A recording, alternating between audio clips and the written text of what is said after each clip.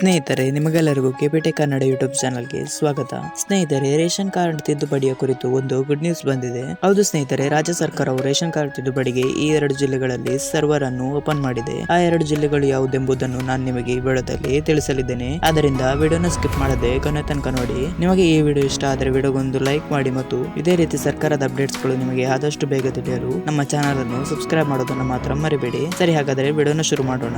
ಸ್ನೇಹಿತರೆ, ಕರ್ನಾಟಕ ಆಹಾರ ಮತ್ತು ನಾಗರಿಕ ಸರಬರಾಜು ಇಲಾಖೆಯವರು ಜನರಿಗೆ ತಮ್ಮ ಹಳೆಯ ರೇಷನ್ ಕಾರ್ಡ್ ನ ಮಾಹಿತಿಯನ್ನು ತಿದ್ದುಪಡಿ ಮಾಡಲು 2 ಜಿಲ್ಲೆಗಳಲ್ಲಿ ಅವಕಾಶ ನೀಡಿದೆ.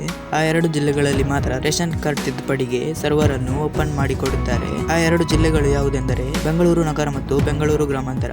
ಇಲ್ಲಿ ಇರುವ ಜನರು ಇವತ್ತು ತಮ್ಮ ರೇಷನ್ ಕಾರ್ಡ್ ಅನ್ನು ಮಧ್ಯಾಹ್ನ 1 ಗಂಟೆಯಿಂದ 4 ಗಂಟೆಯವರೆಗೆ ತಿದ್ದುಪಡಿ ಮಾಡಿಸಿಕೊಳ್ಳಬಹುದೆಂದು ತಿಳಿಸಿದ್ದಾರೆ. ಇದಕ್ಕೆ ಬೇಕಾಗುವ ದಾಖಲೆಗಳನ್ನು ಹಿಡಿದುಕೊಂಡು ತಮ್ಮ ಮನೆಯ ಹತ್ತಿರದ ಗ್ರಾಮ್ 1, ಬೆಂಗಳೂರು 1, ಕರ್ನಾಟಕ 1ಗೆ ಹೋಗಿ ತಿದ್ದುಪಡಿ ಮಾಡಿಸಿಕೊಳ್ಳಬಹುದೆಂದು ತಿಳಿಸಿದ್ದಾರೆ. ಸ್ನೇಹಿತರೆ, ಇವತ್ತಿನ ವಿಡಿಯೋದಲ್ಲಿ ಇಷ್ಟೇ. ನಿಮಗೆ ಈ ವಿಡಿಯೋ ಇಷ್ಟ ಆದರೆ ವಿಡಿಯೋಗೊಂದು ಲೈಕ್ ಮಾಡಿ ಮತ್ತು ಇದೇ ರೀತಿಯ ವಿಡಿಯೋಸ್ಗಾಗಿ ನಮ್ಮ ಚಾನಲ್ ಅನ್ನು ಸಬ್ಸ್ಕ್ರೈಬ್ ಮಾಡೋದನ್ನು ಮಾತ್ರ ಮರಿಬೇಡಿ. Thank you for watching this video.